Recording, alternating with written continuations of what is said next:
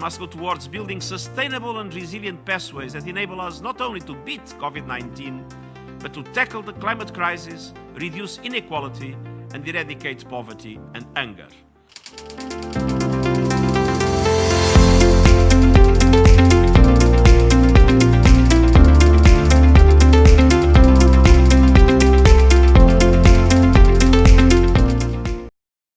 COVID-19 has not postponed the climate emergency, but the world's recovery from it, if we get it right, can put us on a more sustainable and inclusive path, one that protects the environment, strengthens biodiversity, and ensures the long-term health and safety of humankind.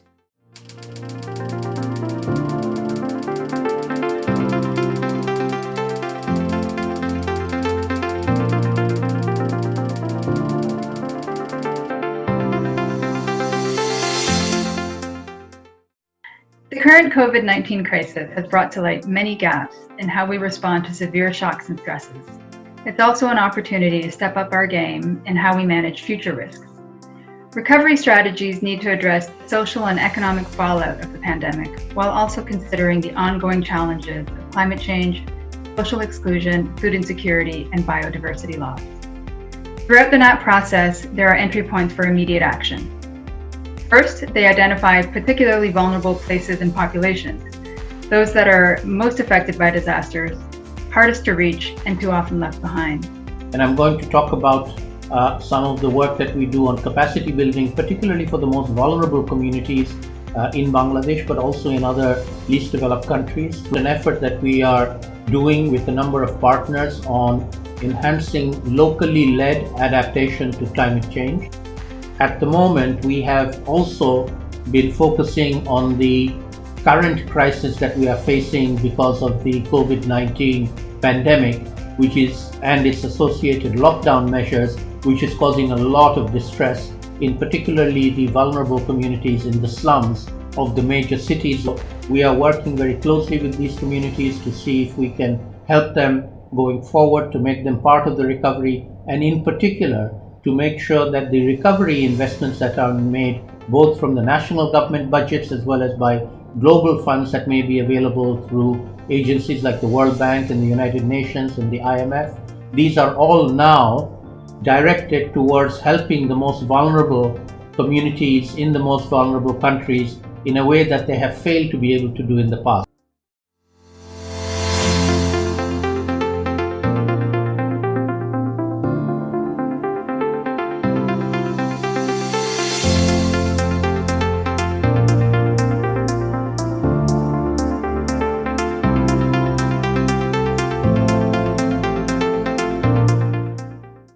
Over the last weeks and months, we at Wokan have been listening to podcasts, webinars, thoughts of leading thinkers and doers about the impacts of this COVID virus and what it means for the future of the planet and its people, what new challenges and what new opportunities it presents.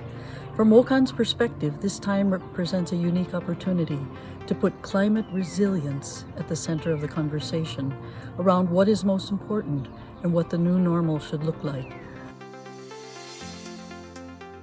We are continuing to do our capacity building on tackling climate change with the university students, not just in our university, but in many other universities in Bangladesh who have had to go home because of the lockdown under the coronavirus situation. But one of the things that we are also doing is enabling our students who are now at home in the different parts of the country to also get information, correct information on how to deal with the coronavirus situation, and to provide that information to their families, to their friends, to their local communities where they are. And we are hoping that this enabling students from universities, of which there are many tens of thousands, if not hundreds of thousands around the country, to be a form of awareness raising, particularly in the case of coronavirus, but also in the longer term for building adaptation to climate change.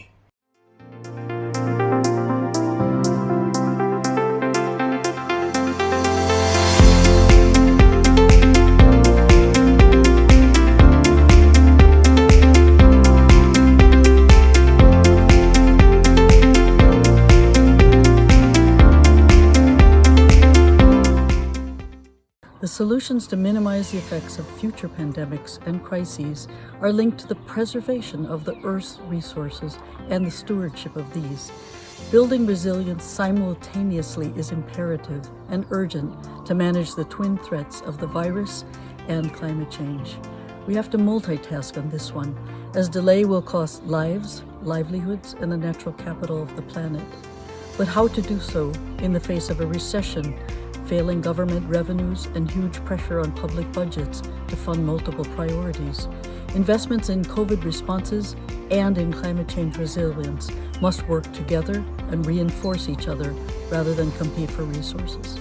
We've come up with 10 ideas on how to do this based on Wokan's theory of change that calls for a feminist perspective to the interlinked problems of poverty, food insecurity, and climate change through women's empowerment, collective action, and strong enabling environments. We are presenting these in a podcast series that features interviews with leaders on these themes that we call 10 Solutions for a Feminist Climate Resilient Recovery. To achieve water security in the face of climatic extremes, we need to raise knowledge and awareness on how to conserve our precious water resources and utilize nature in protecting communities from water-related disasters. NAP's medium and long-term priorities can often be used to help prepare a country for many crises. For example, Fiji's NAP prioritizes actions to make health infrastructure more disaster resilient, boost diagnostic capacities, and train healthcare workers in disaster medicine. These are investments that would help the nation's health sector deal with the next crisis, whether it be a viral outbreak or a cyclone. National adaptation plans offer a roadmap for getting sustainable and resilient recovery off the ground, a way forward to build back better. And what we're doing is communicating with these communities in the slums of these major cities and telling their stories, because they're the ones who are now suffering, particularly from the lockdown, but also from the virus, the pandemic of coronavirus.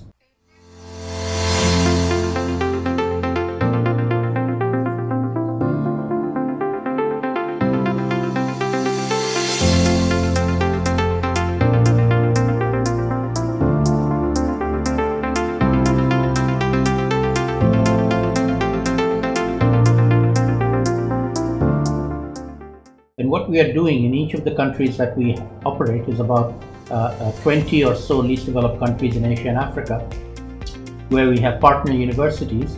The university faculty and students are reaching out to the local communities, particularly at the moment in the context of the coronavirus pandemic and lockdowns. And what we are trying to do is to harvest their stories, to enable them to be involved in the decision making, to be involved in the implementation of the various measures that are being taken by the government in the public interest, and hopefully in the longer term to also be involved in the recovery phase.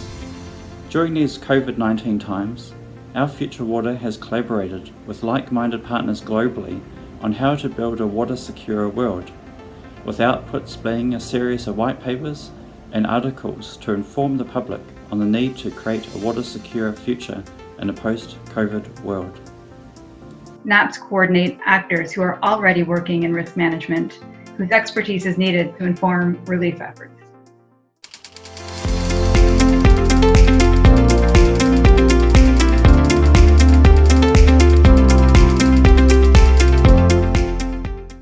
I am confident that science will find a cure for COVID-19, and soon global economies will restart. With this restart, a window of hope and opportunity opens. An opportunity for nations to green their recovery packages and shape the 21st century economy in ways that are clean, green, healthy, safe, and more resilient. It's the world's chance to recover better.